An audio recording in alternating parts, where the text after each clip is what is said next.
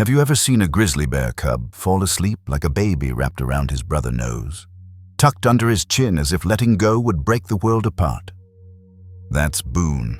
He's not just a rescued bear cub. He's a reminder that even in the wildest hearts, comfort is still a need, and sometimes it comes in the shape of a sibling.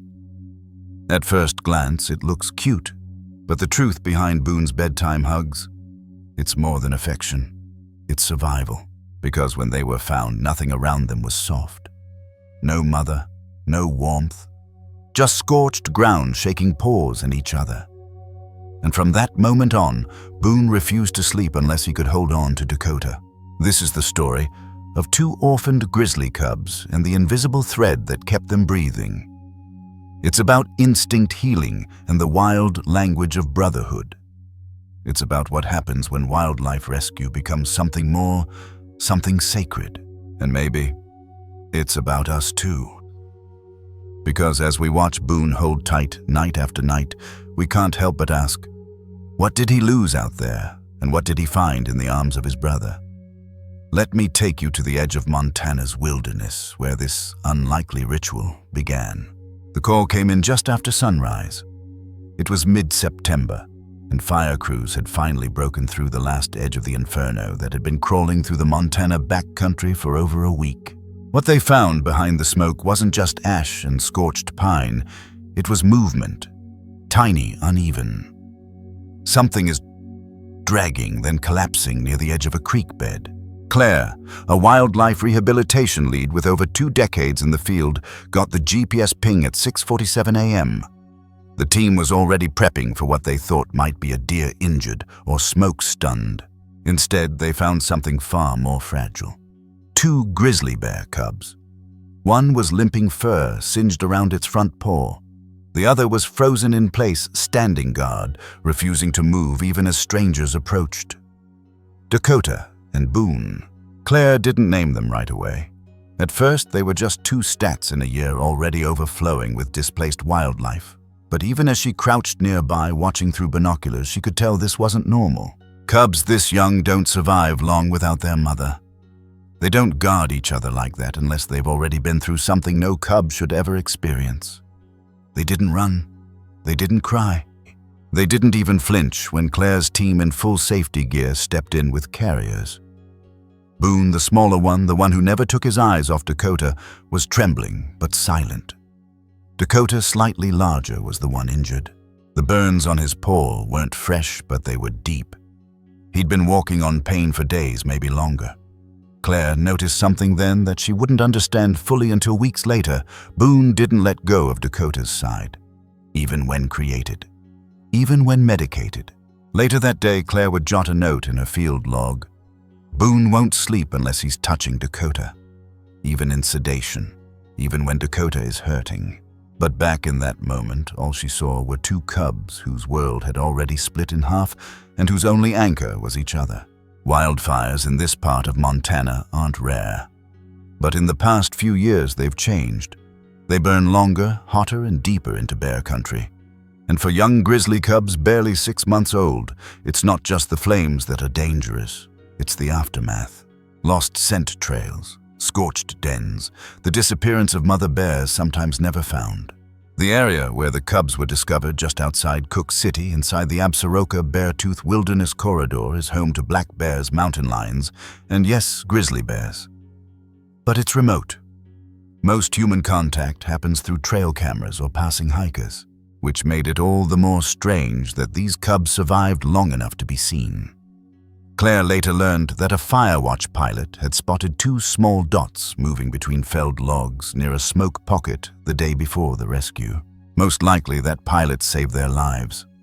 And still what no one could answer was how they had managed to stay alive without food, water, or protection for that long.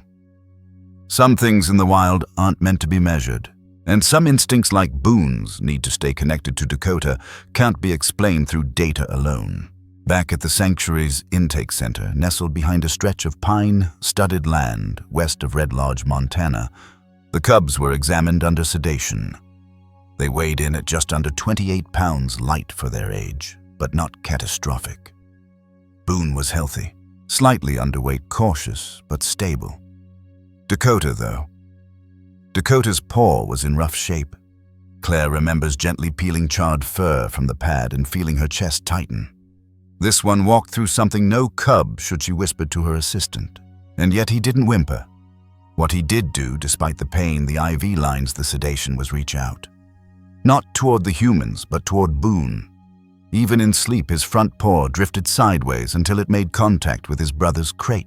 Boone responded instantly, pressing his nose to the slats. That night, Claire couldn't sleep. She watched the security feed on loop. Every time Boone stirred, he reached for Dakota.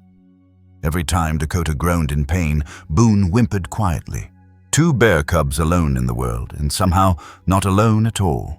There's a lesson in that moment, and it has less to do with bears than it does with belonging. In the wild, survival is brutal, practical, and unflinching. But these cubs reminded the sanctuary team of something else. Survival can also be soft. It can be instinct wrapped in care. It can look like two tiny wild animals clinging, not because they're weak, but because they know they're stronger together. That kind of bond doesn't always form in captivity, not even among siblings. It's rare. It's quiet, but it's real. And it's why Claire made a decision that broke protocol. Instead of creating the cubs separately, as is standard to avoid codependence, she ordered the dividers removed. Boone and Dakota would sleep together, at least for now. There was pushback. Protocol existed for a reason, but Claire, in her gut, knew if Boone couldn't sleep, he couldn't heal. And if Dakota was in pain, Boone's closeness was his only medicine. Sometimes rules protect animals. Other times, intuition does. Over the next few days, the sanctuary settled into a strange new rhythm. Boone and Dakota had their pen, their routine, their universe. Claire started calling them the brothers. Not the cubs, not the rescues, just the brothers. And the name stuck. Feeding times were chaotic.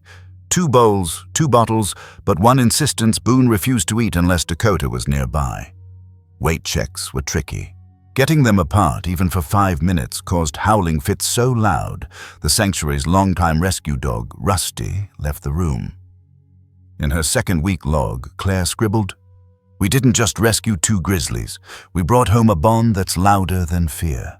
It wouldn't be long before Rusty found himself caught in the orbit of these 2 cubs. But that part of the story hasn't happened yet. What matters here is this. In the aftermath of a disaster, 2 small bears found each other. And they held on. Not out of fear, but out of something stronger. Call it instinct. Call it memory. Call it love if you want.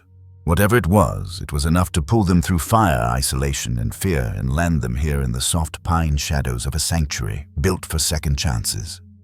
And it was just the beginning. Because while the flames had stopped, the real healing had only begun.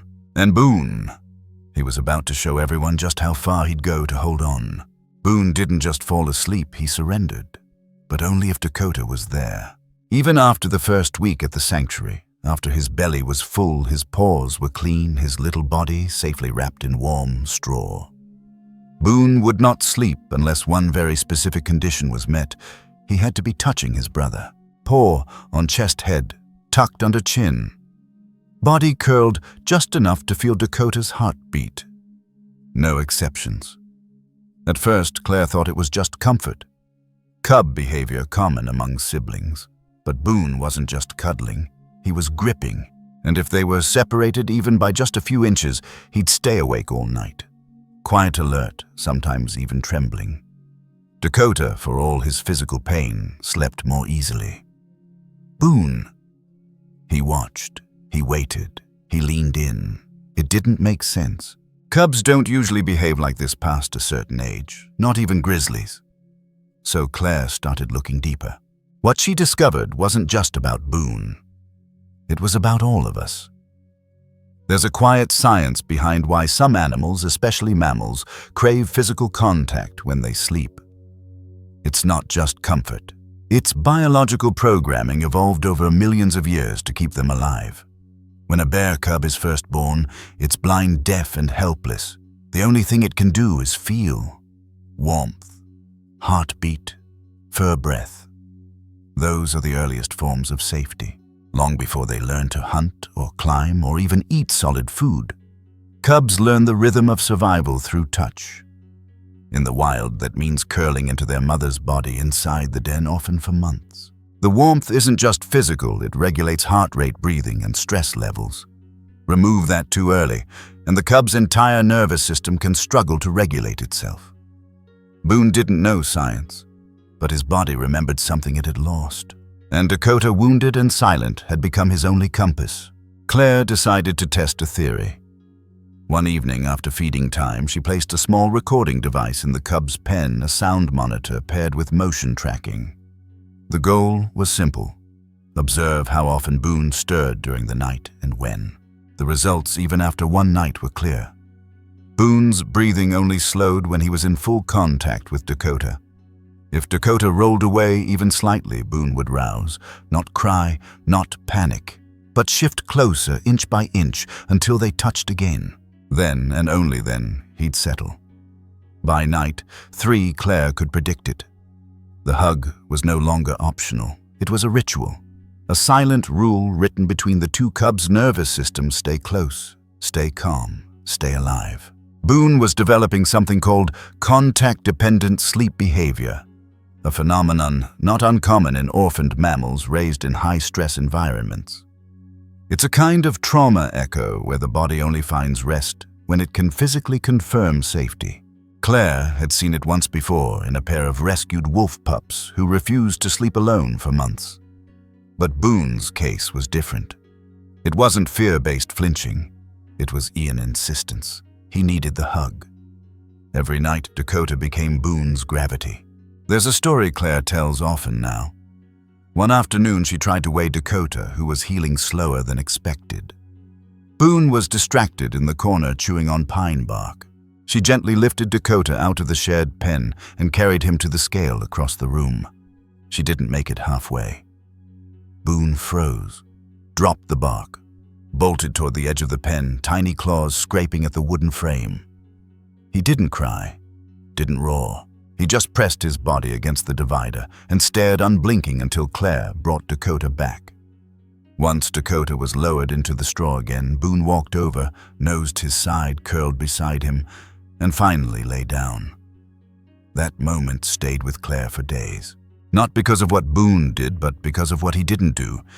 He didn't panic, he didn't tantrum, he just waited. Because sleep to him had conditions. The sanctuary team, curious now, began looking through past footage. What they found were dozens of small patterns Boone repeated night after night. He'd always fall asleep after Dakota. He never moved away. If startled, he'd wake up and check not the surroundings but the distance between them, and this behavior didn't stop at night. During the day, Boone was active, curious occasionally, playful, but if Dakota wandered too far, Boone would pause. Wait. Then, slowly follow, never letting more than 10 feet come between them. Claire wrote in her field journal, "This isn't dependence, it's a strategy." Boone uses Dakota as a regulator. Emotionally, neurologically, maybe even spiritually. We often think of wild animals as independent, solitary survivors. Grizzlies especially. But stories like Boone's challenge that idea. They suggest that survival, even in the harshest corners of nature, is not always about isolation. Sometimes it's about touch. Sometimes it's about the hug. In humans, researchers have found that physical contact during early development improves immunity, reduces cortisol levels, and even changes the way the brain grows. There's no reason to believe bear cubs are any different. The only difference, we don't always get to see it. But here in this tiny corner of Montana, we saw it every single night. So Claire made another call. She designated a sleep map for the cub's pen. They reinforced the bedding corner, removed external noise sources, and reduced nighttime checks. Boone needed more than food and water. He needed continuity. The sanctuary didn't just protect him from the outside world, it recreated a world where he could feel safe enough to let go. And it worked. By week 3, Boone's rest was longer. His twitching reduced his body heavier in sleep. Dakota's healing too seemed to accelerate. The deeper they slept, the better they grew. Claire started calling it the hug zone. Other team members joked about it, but no one disturbed it. Every night, as the sanctuary lights dimmed and the Montana wind slipped quietly over the trees, two small grizzly cubs curled into each other like they'd done since the fire. No alarms, no defense. Just the invisible rule, I rest when you're here. And in that quiet space, something beautiful unfolded, not just for Boone, but for everyone watching. Because what Boone taught them wasn't just about bears. It was about boundaries, trust, and the language of touch that speaks even louder than fear. There's a part of this story that never made it into Claire's reports, but she remembers it well. A guest researcher visited the sanctuary, a young man working on a wildlife attachment thesis. He watched the cubs for hours, silent. Then, without prompting, he said, "I think Boone doesn't just need Dakota to feel safe. I think he's Dakota's safety too." That stuck. Because maybe the hug wasn't just for Boone. Maybe it was mutual. Maybe sometimes survival is a two-way bridge. Now, not every animal forms this kind of bond. Some heal alone. Some never attach. That's okay. But the point is, there is no one way to be wild. There's no one script for recovery. Boone just happened to write his in the shape of his brother. And that's what makes this next part so difficult. Because as the weeks passed, the team faced a decision: continue letting Boone rely on nightly contact, or slowly help him separate. There were risks either way, but the real question wasn't about sleep anymore. It was about growth. Could Boone become his bear, without letting go of what saved him? They were about to find out.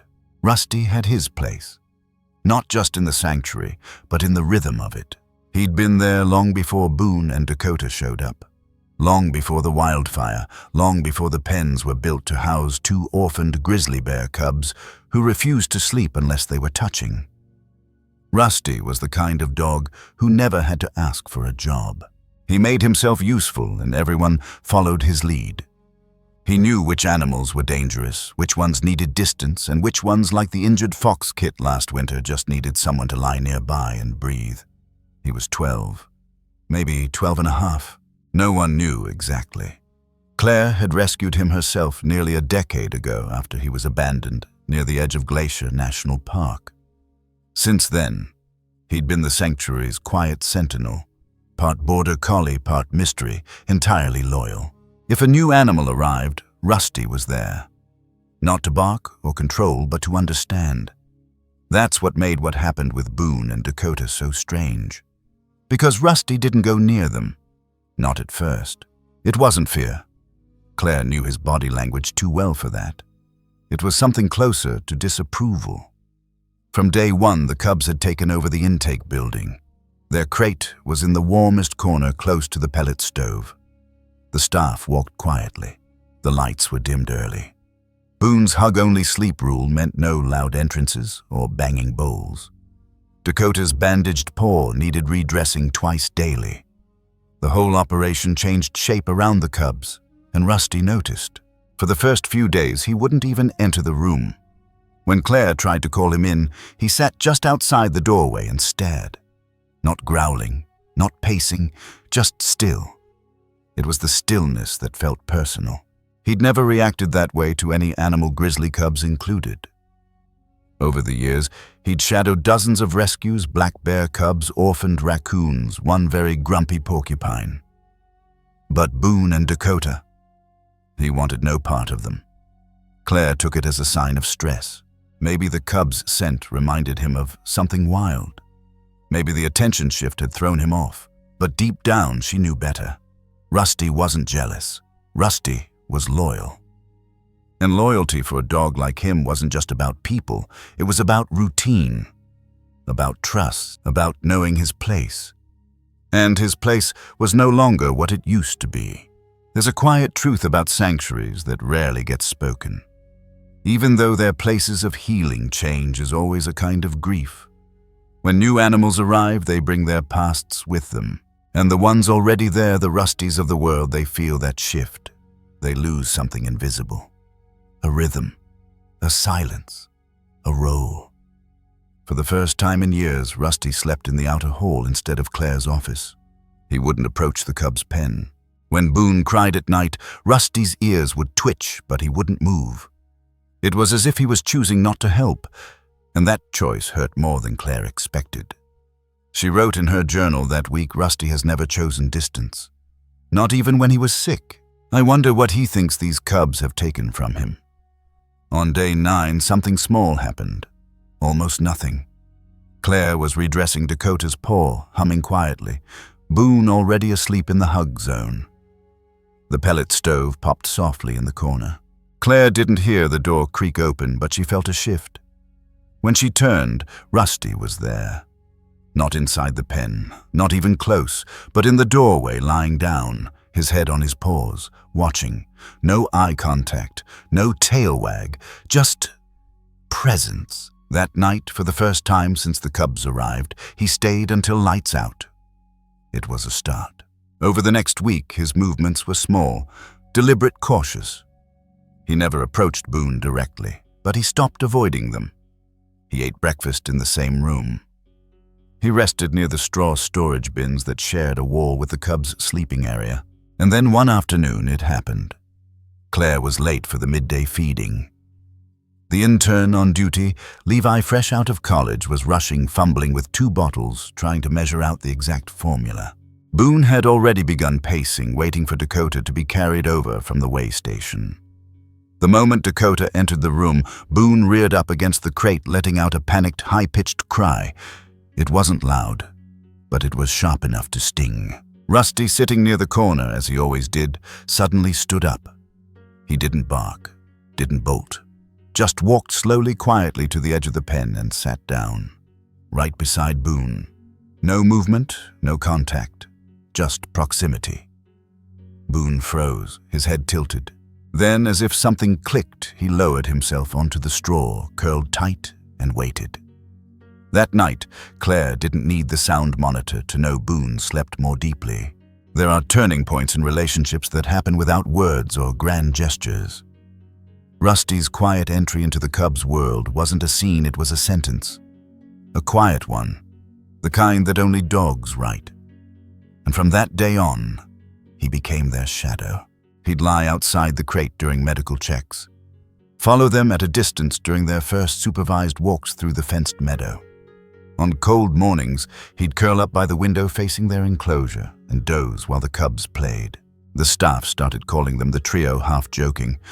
But it wasn't a joke to Claire, because what Rusty did wasn't about curiosity, it was about choice. He chose to show up. And that meant everything. There's a moment Claire still plays over in her mind. Week 5. Early morning. Snow beasts early dusting the trees outside. She entered the room quietly, coffee in hand, expecting to find the cubs still asleep in their usual hug pile. What she saw instead stopped her in her tracks. Rusty inside the pen, curled beside Dakota. Boone is lying on Rusty's back, both paws over his neck, completely still. All 3 are asleep, breathing as one. She didn't move, didn't speak, just watched. And in that moment, it felt like something closed some gap that had opened between what was and what had become. The dog who once resisted the cubs had found his way to their center. Not all stories need conflict to teach. Sometimes they just need patience. Rusty didn't warm up to Boone and Dakota because they were cute. He didn't decide to help because he was asked. He waited. He watched. He let them earn his trust in silence. And then when the moment was right, he gave it. That's what loyalty looks like when it meets change. It doesn't rush in. It leans in slowly. And if we're paying attention, it teaches us something. Boone changed too. He no longer needed to hold Dakota quite as tightly. Still curled close, but looser now. His breathing is steadier. His nights are less restless. And some mornings when Dakota stirred too early, Boone wouldn't panic. He'd open one eye, look across the straw, and see Rusty. And that, it seemed, was enough. The sanctuary was shifting again. Not back to how it was, but into something new, something layered, where the old ways made room for the wild, where a once abandoned dog guarded the hearts of 2 orphaned grizzly cubs, and where every bedtime hug slowly became a choice, not a necessity, But this balance wouldn't last forever. Because as Boone grew stronger, the team had to ask a difficult question. Was the nightly hug still healing him or holding him back? Every rescue story has its quiet middle, the part that never makes headlines. The fire is over. The danger has passed. The cameras are gone. What remains is routine, soft, slow, repetitive. But it's here in this quiet space between survival and release where healing begins. For Boone and Dakota, that quiet middle was filled with bottles. Dozens of them. Mixed, carefully warmed, precisely measured down to the last milliliter. Every ounce counted. Every missed feeding showed up on the scale. And for Claire and her team at Bear Hollow, those numbers told a story louder than any growl or cry. Dakota's injury was still healing. The burnt paw had closed well, but he remained cautious. He walked with a slight tilt, sometimes favoring his other front leg. But it was Boone they worried about.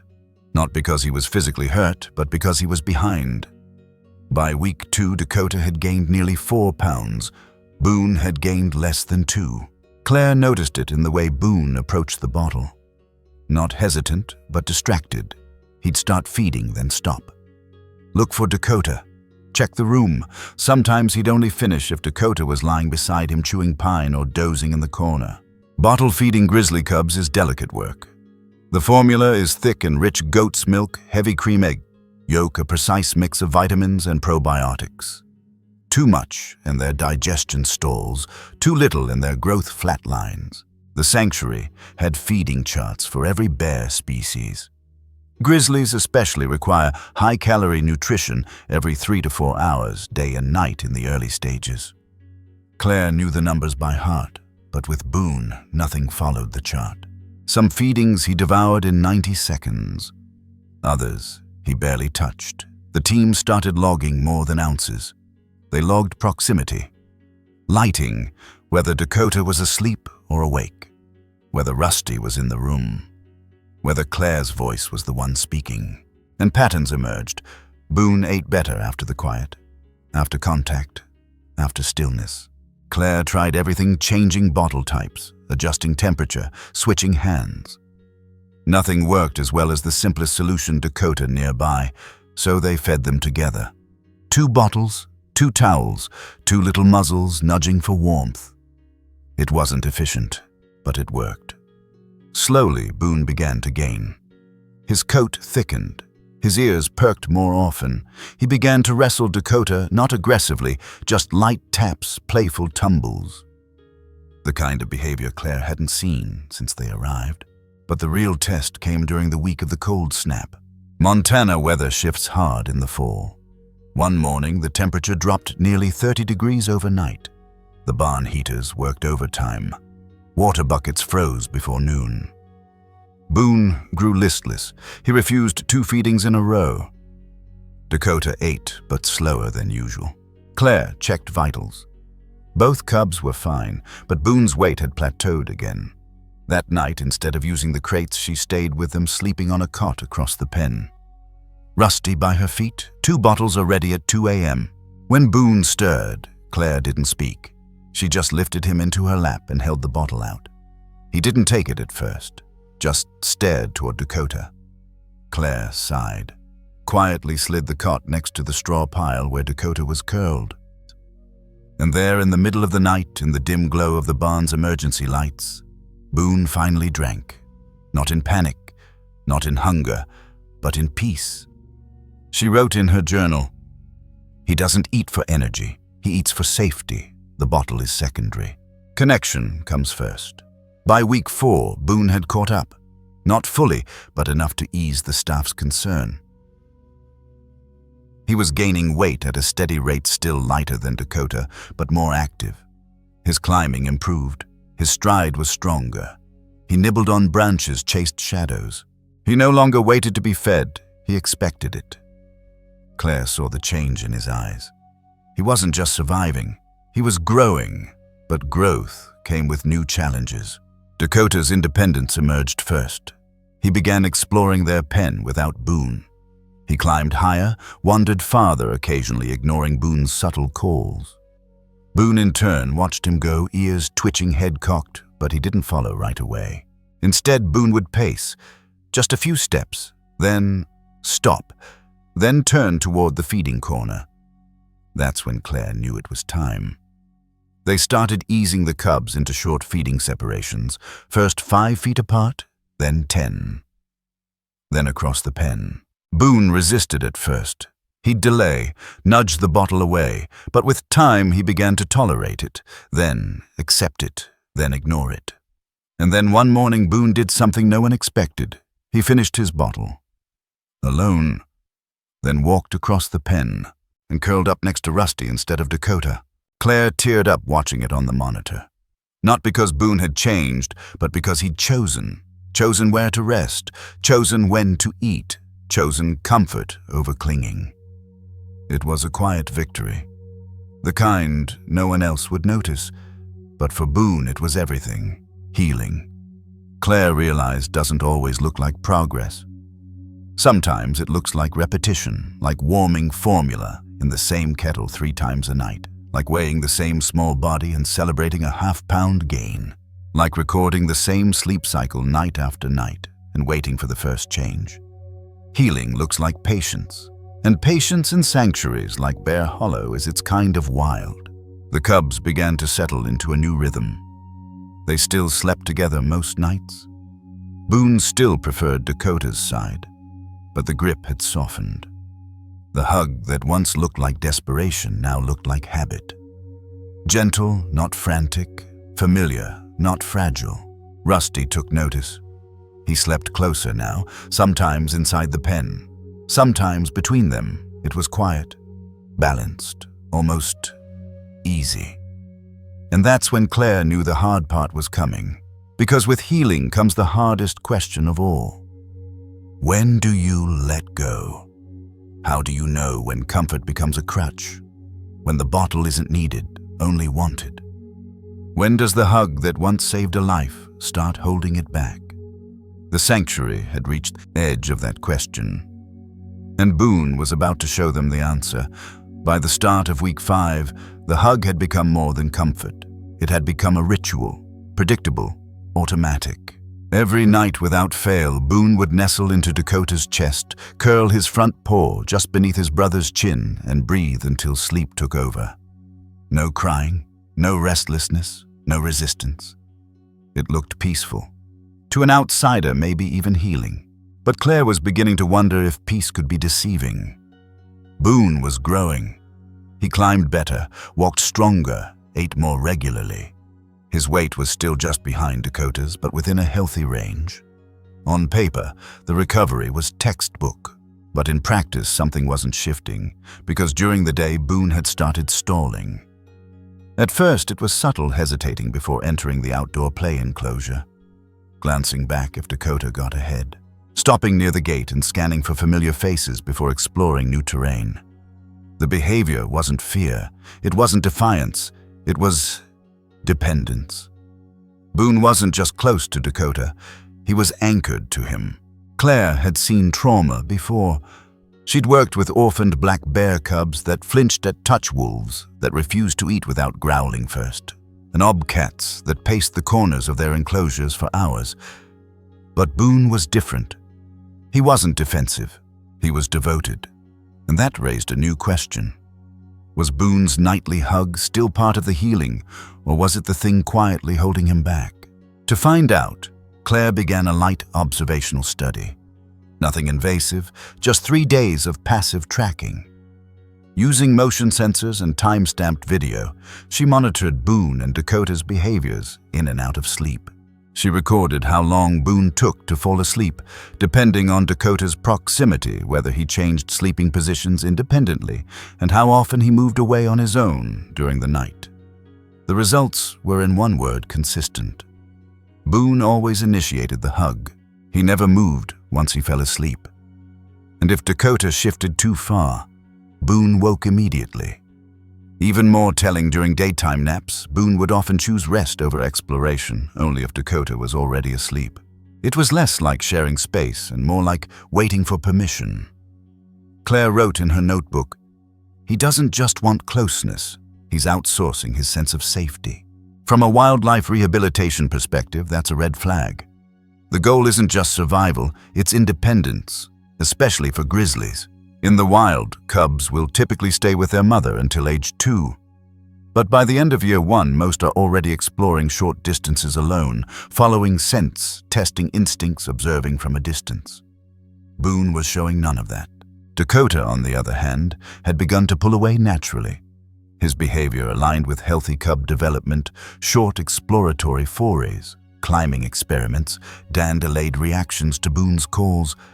They were diverging, slowly, quietly, but undeniably. One morning, during routine cleaning, Claire witnessed something that shifted her perspective. Dakota had climbed halfway up the log tower in their play enclosure, a new addition meant to mimic fallen trees and natural slopes in the forest. Boone watched from the ground, then sat, then waited, then lie down. He didn't even attempt to follow. Claire didn't intervene. She simply observed. And when Dakota returned, something subtle happened. Boone rose but didn't hug him. He nosed his side, then sat down next to him, not touching, just present. That small shift breaking the contact was new. That night, Boone still curled against Dakota. But the paw didn't reach across the chest. The hug wasn't complete. Over the next few days, these tiny cracks in the habit appeared more often.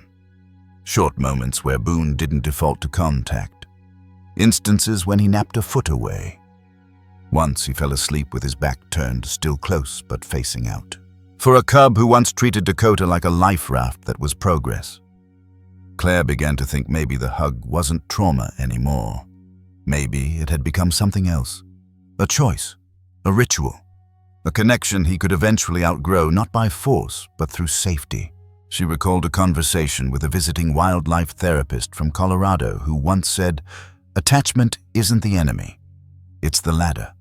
The key is making sure they learn to climb off it." That made sense to Claire now. Boone wasn't stuck. He was transitioning. Slowly, intuitively, in his way. And maybe the hug had done its job. Still, the team needed to test it, so they designed a gentle separation protocol, nothing abrupt. Just one night, 2 pens, 1 room.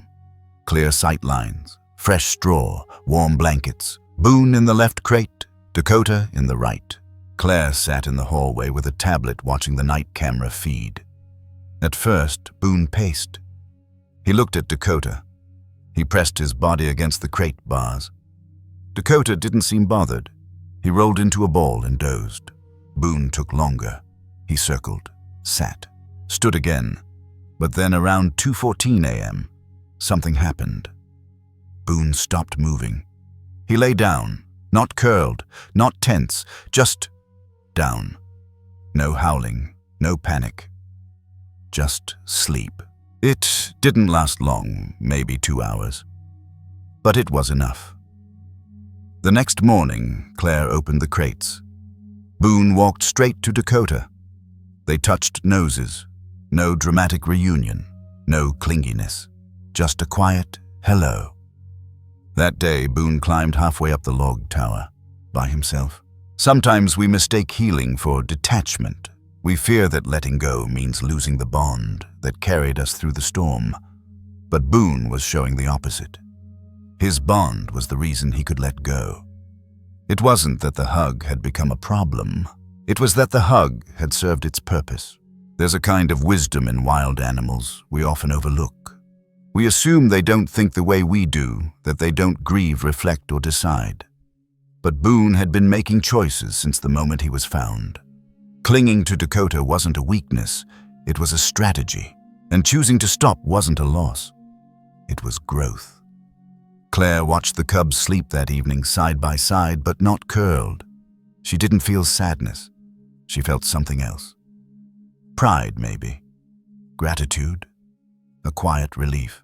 Because real love isn't about holding on forever. It's about knowing when to make space. As Boone and Dakota stepped into the next phase of their rehabilitation, they carried that lesson with them.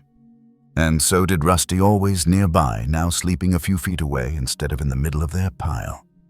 The trio had shifted, but the bond remained. It always would. Still, the question lingered. What happens when that space grows even wider?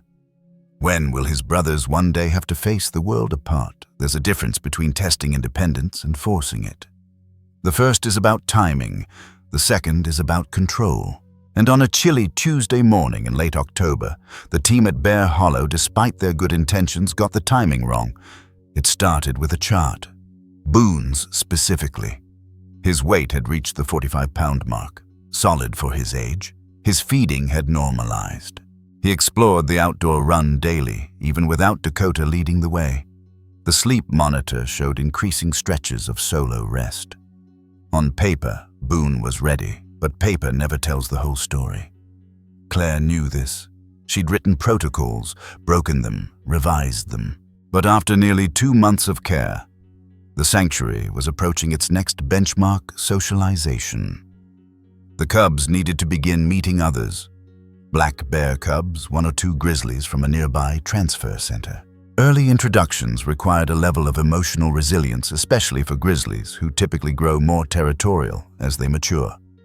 Letting Boone and Dakota stay wrapped around each other too long could lead to regression later. So the team made the call. Trial separation 24 hours, same building, same schedule, different rooms. They framed it as a step forward.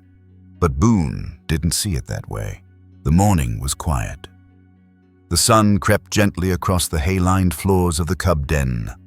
Claire approached as she always did, slow, warm singing the same old nursery rhyme under her breath. She opened the crate doors. Dakota stretched. Boone blinked once, then followed. Bottles were ready. Rusty was nearby, curled under the shelf. All routine. Until Claire reached for Dakota with gloved hands and gently turned him toward the way station. Boone froze. He didn't cry, didn't move, but his front paw touched the straw where Dakota had been lying and didn't lift. Claire paused. Her gut told her to stop, but the plan had already begun. The rest of the team was in motion.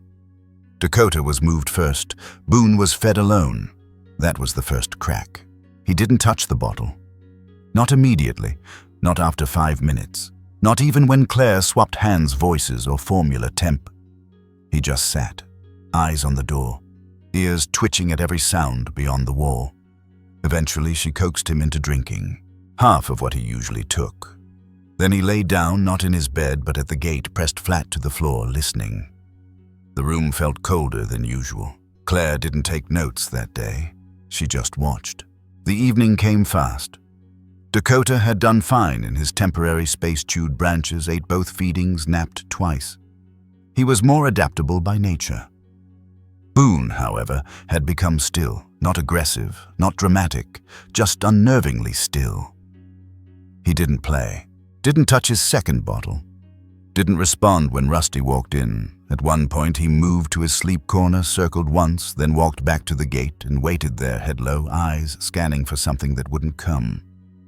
At 9:06 p.m., Boone cried. It wasn't loud, just one note. High, unsteady, soft as a pine needle dropping. Claire heard it through the monitor, then another, then silence.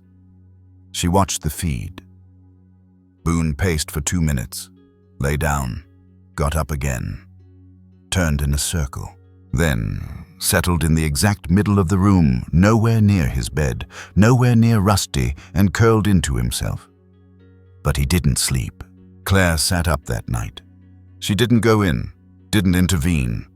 Instead, she let the camera roll and watched Boone fight his instincts with a level of quiet dignity that broke something in her. At 1:42 a.m., he finally dozed off, briefly, curled tight, eyes twitching, muscles jumping in mini startles. REM sleep is disrupted by a body that didn't know where to rest. At 2:18, he woke.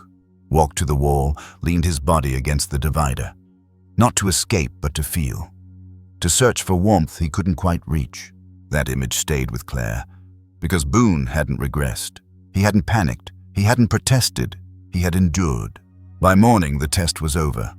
Claire entered the pen and sat down cross-legged in the straw. Boone approached slowly. No wagging tail, no excitement, just quiet recognition.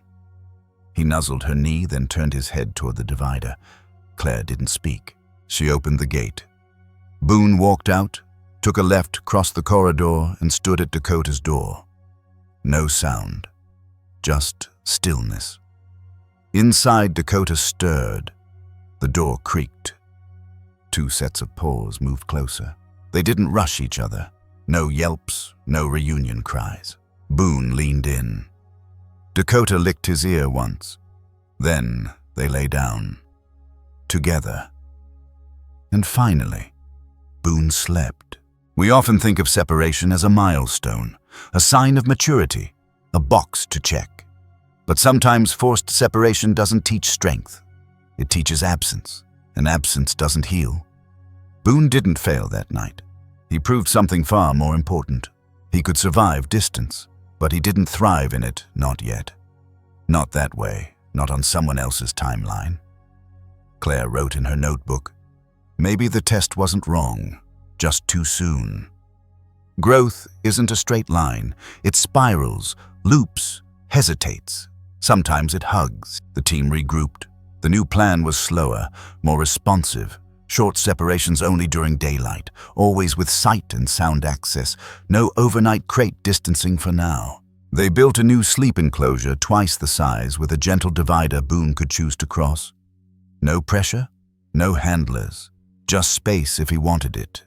And one night he did, just an hour, but he crossed, lay down, alone. Then came back, and Dakota let him. No push, no pull, just presence. This moment changed something not only in the cubs, but in the team. They stopped using the word independent as a goal. Instead, they focused on resilience. Because in the wild, no animal lives untouched by connection. Even grizzly bears, fierce, majestic, solitary, carry memories of warmth, of rhythm, of the den. Boone's hug was never a weakness. It was a map, one he'd begun to fold away corner by corner. Rusty picked up on the shift too. He no longer slept between the cubs. He chose a spot by the back wall, close enough to watch, far enough to trust. Some nights, Boone rested beside him. Other nights, beside Dakota. Sometimes he chose the middle, neither here nor there. All of it was growth. All of it was earned. Still, there was one moment yet to come. The one no chart or schedule could prepare for. The day they would all have to part. Because this wasn't a forever home. And release, true release, means something even harder than healing. Letting go for good. It began with a nap, a quiet one. Mid-afternoon. The sun was soft through the pine branches. The cubs had just finished playing in the outdoor run. Dakota sprawled near the log stack and Boone under the shade of the east wall.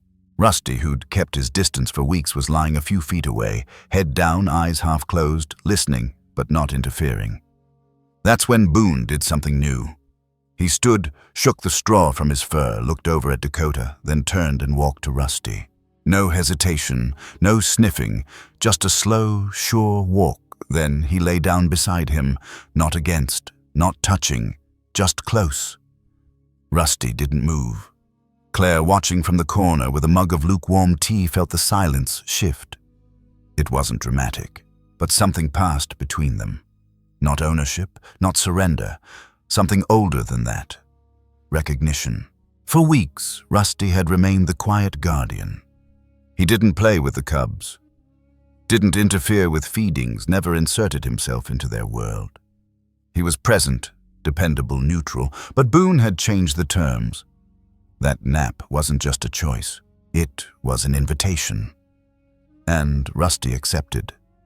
That night, he curled up near their sleeping corner just outside the straw mound they still shared. Boone didn't react. Neither did Dakota. But the next morning, Claire noticed Boone's usual morning hug was missing. He had slept instead facing outward ears, relaxed, breathing slow. It was the first night since his rescue that he had fully rested without physical contact. From that point on, the shift was subtle but steady. Rusty began spending more time near the cubs by choice, not assignment. When Dakota explored, Rusty followed. When Boone rested, Rusty stayed close. And when the cubs wrestled, tumbling clumsily over straw piles and climbing onto low platforms, Rusty watched without tension.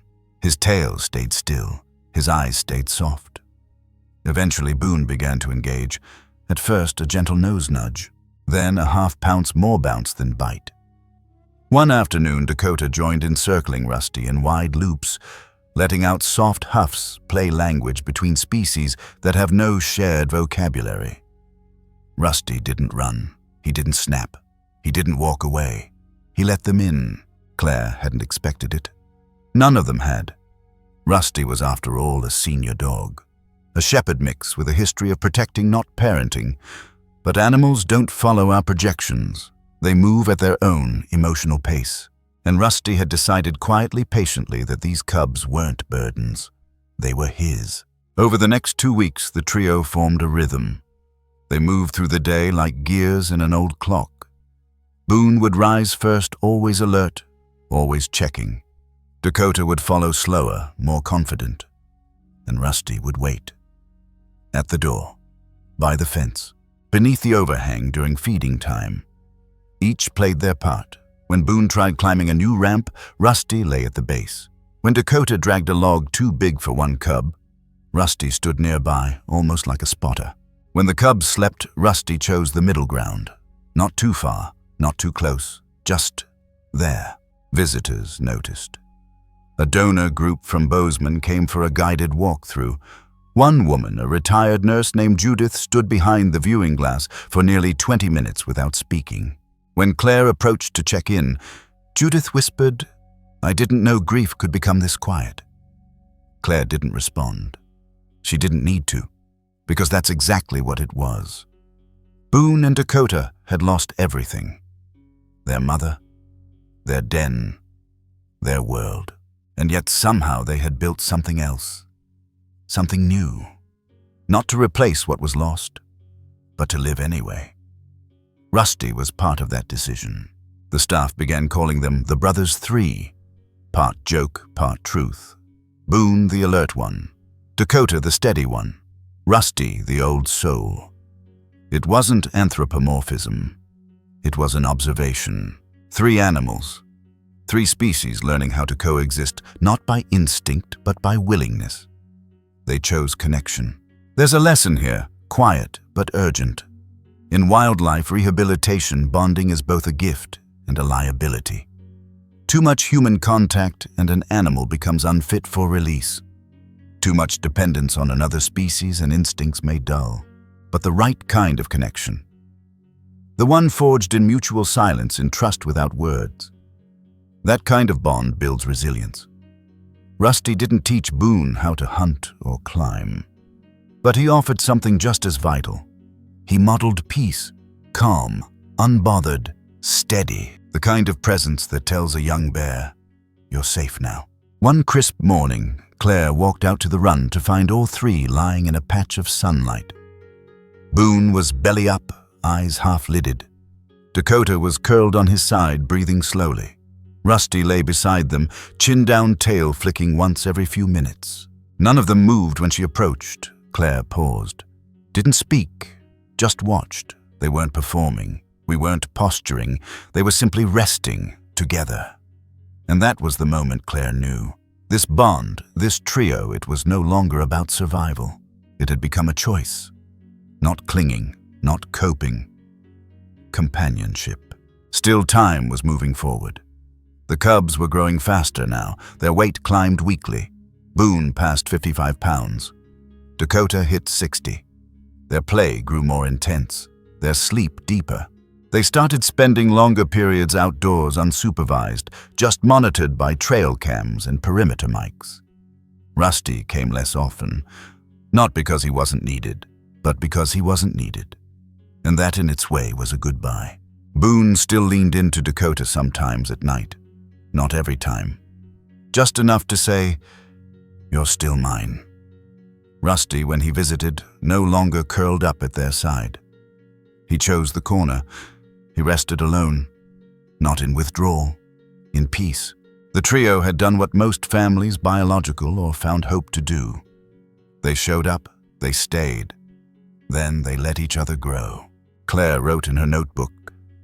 This isn't the ending of something, it's the start of a new shape. Love can stretch. It can follow them into the wild. Because that was what came next. Release. The ultimate goal. The hardest gift. The moment where care becomes freedom and where holding on too long would do more harm than good. But before that moment came, there was one more scene to witness. One more turning point. The day Boone and Dakota would no longer sleep curled together. The night the hug didn't happen. The hug didn't disappear. It just became optional. No one announced it. No camera caught the moment. But one night, sometime in early December, Boone and Dakota fell asleep on opposite ends of their enclosure. No ceremony, no cries, no pacing. Just two growing grizzly cubs curling into their straw nests apart, yet entirely at peace. And for the first time since the wildfire, Boone didn't wake. By then, they were nearly unrecognizable from the fragile cubs who had arrived 3 months earlier. Boone, once the smaller of the two, now matched Dakota in weight and height. Their baby fur had thickened into rich brown coats. Their teeth had come in stronger, claws sharper. They bumbled less and barreled more. Boone, in particular, had developed a mischievous streak, stealing food from Dakota's bowl with a quick paw swipe and a sideways glance. Dakota would grunt and chase, but never seriously. Their bond had moved from survival to sibling rivalry. And they were loud now. Grunts, huffs, playful growls, the occasional wrestling match that sounded like a small avalanche. Staff began calling them the Thunder Twins. Every morning, trail cam footage showed the same pattern, Boone barreling toward the log tower, Dakota ambushing him from behind. Then, both tumbling into a pile of fur and energy. Claire watched all of it with quiet awe, because what they had become was exactly what they were always meant to be. Wild. But wild doesn't mean without memory. Boone still reached for Dakota sometimes. Not in need, but in rhythm. A quick shoulder nudge before play, a soft bump of heads before sleep. Just enough to say, I still know you. Rusty, now mostly retired from cub duties, would watch from a distance. He no longer slept beside them, no longer stayed through the night. But when the cubs passed by his corner of the enclosure, Boone would pause. Dakota, too. A look, a flick of the ears, a silent nod to the one who'd walked with them through the quiet middle. And rusty old Wise Steady would flick his tail once, then rest his chin back on his paws.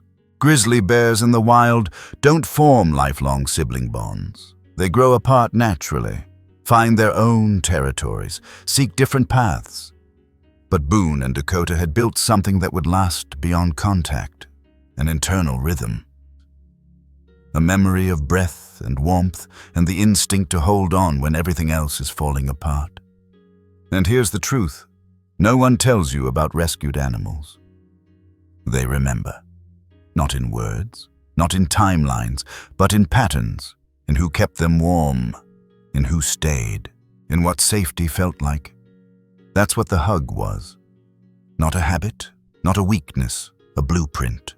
By the time their release window arrived, the team had already begun preparing for it emotionally. Boone and Dakota were now ready for soft reintegration, first into a larger shared habitat, then monitored in the transition corridor near the protected forest zone. Claire had worked with a local wildlife authority to ensure their new home had food sources, space, and minimal human activity. It was one of the last true strongholds for grizzly bears in Montana. But saying goodbye is never clinical. Not at Bear Hollow. On their final morning in the cub enclosure, Claire entered the pen slowly. Boone met her first, as he always did, curious sniffing, then circling behind. Dakota stayed seated, chewing on a pine branch he had claimed as his final souvenir. Claire sat down between them. No words, just time. She offered Boone a soft pad of straw, the one he had slept on during that first restless night. He nosed it, then lay beside it, not on it, as if acknowledging its role but choosing something new. Dakota walked over, plopped down beside him. No hug, just presence. And that was enough. Here's what Boone taught us. Trauma leaves echoes. But those echoes can become music if given space, patience, and choice. A hug that starts as a lifeline doesn't have to last forever to matter. It just has to hold long enough for safety to return. And safety, once found, never fully leaves. It becomes the soil we grow from, the invisible root beneath the wild. Boone and Dakota weren't rescued to be pets, or mascots, or symbols. They were rescued to become what they were born to be: grizzly bears, strong, loud, fierce, independent, but also capable of love, memory, and healing, capable of brotherhood, even when the hugging ends. The last night before transfer, the camera feed showed a simple scene. 2 cubs, 2 separate nests. No touching, but just before sleep, Boone stood padded across the straw and sat beside Dakota. Not curled, not clinging, just sat. A moment passed. Dakota looked up, then lay his head on his front paw. Boone stayed, then slowly returned to his corner. No fear, no longing, just the kind of calm you only earn by surviving something together. So, what about us? What invisible hugs have we outgrown but still remember? What parts of us still reach, still rest, still wait to feel safe again? Maybe we're not so different from Boone. Maybe healing doesn't mean letting go completely. Maybe it just means learning to carry what saved us without needing to hold it every night. If this story brought you somewhere quiet, somewhere warm, somewhere closer to your memory of comfort, let it stay with you a little longer. And when you're ready, take that feeling with you into the world, into your own story, into your next brave wild step. If you'd like to follow more stories like this, stories of wildlife rescue, unlikely friendships, and the ways nature teaches us about ourselves, please like this video, subscribe, and share it with someone who needs a reason to believe in softness again. Because somewhere out there, someone's still holding on, and sometimes all they need is to know they're not alone.